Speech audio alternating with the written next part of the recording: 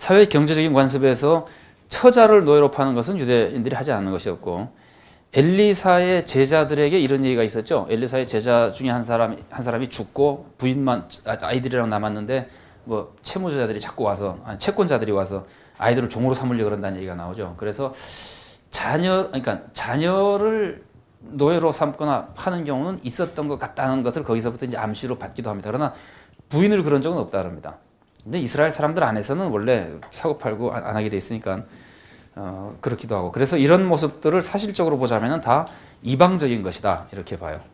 그래서 제가 아까 말씀드린 대로 이방적인 것으로 보든지 알레고리적인 아주 과장으로 보든지 해야 되거든요. 근데 후자가 더 적합하다고 생각하고요. 노예 몸값은 얼마 정도 될까요? 노예 몸값은 아주 기가 막히는 사람일 경우에는 1달란트까지 가는 경우도 있답니다.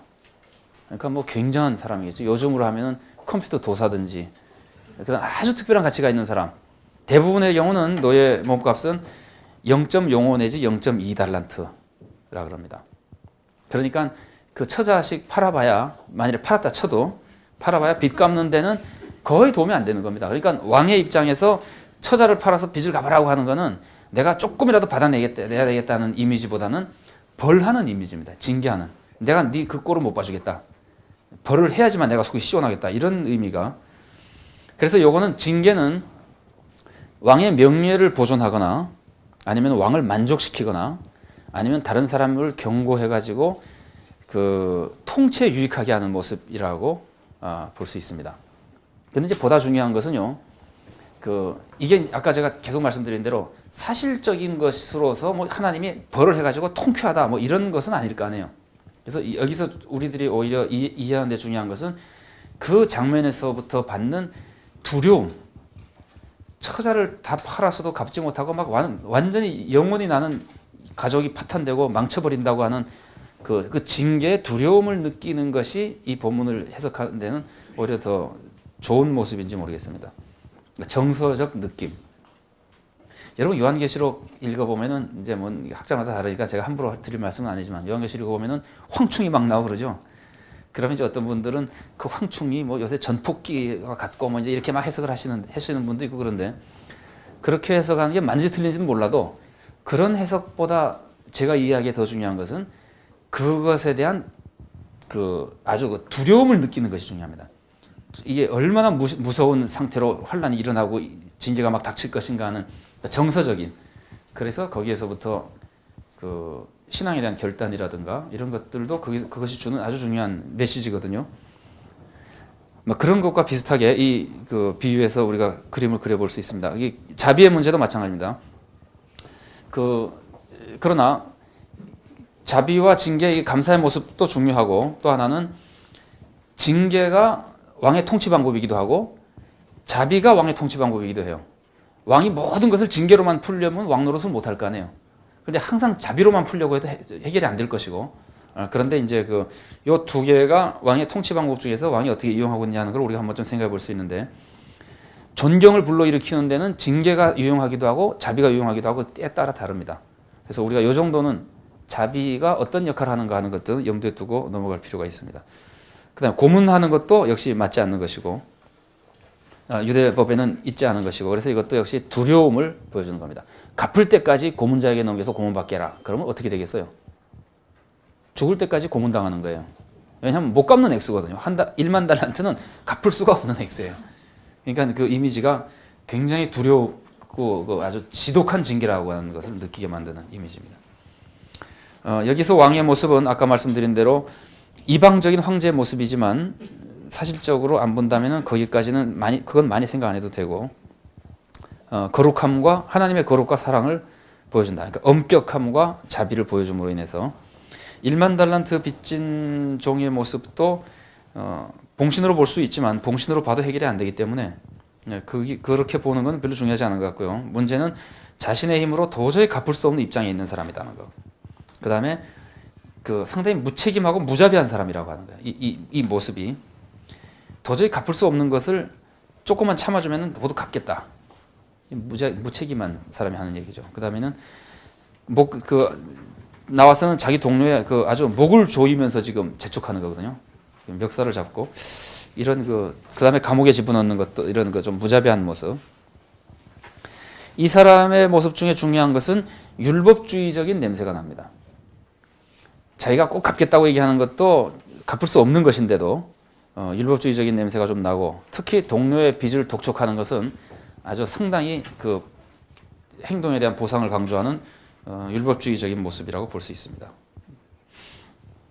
100데나리온 빚진 종은 첫 번째 종하고 대등한 모습으로 묘사되고 있기 때문에 대등한 사람이라고, 그 동료 중에 하나라는 묘사도 그렇고요.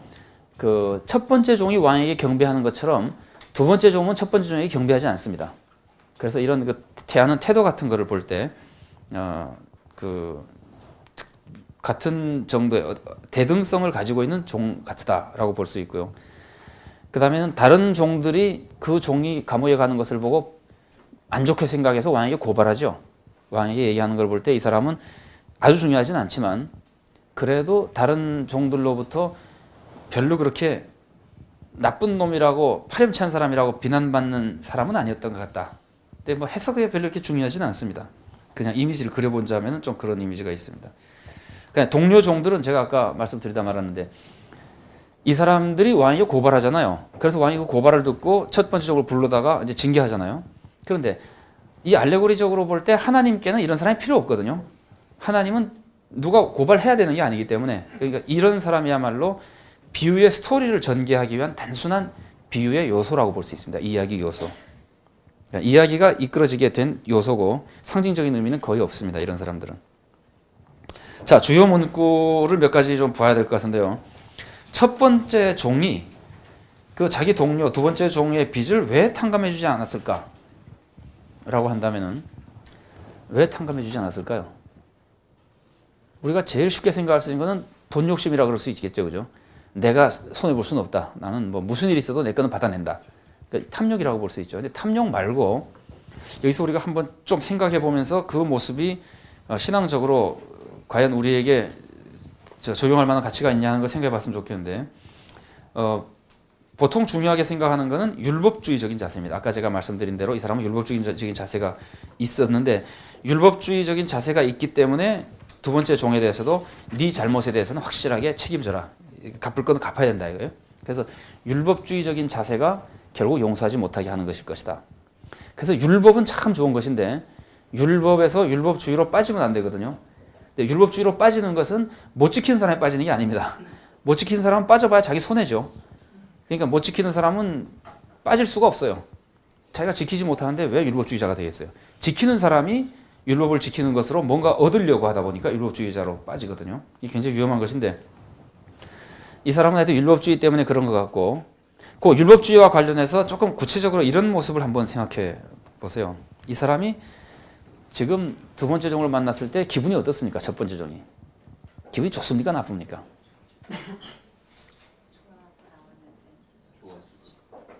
두 번째 종이, 그러니까 우리가 딴 건 생각하지 말고 첫 번째 종이 두 번째 종을 딱 만났을 때 기분이 좋아요? 나빠요?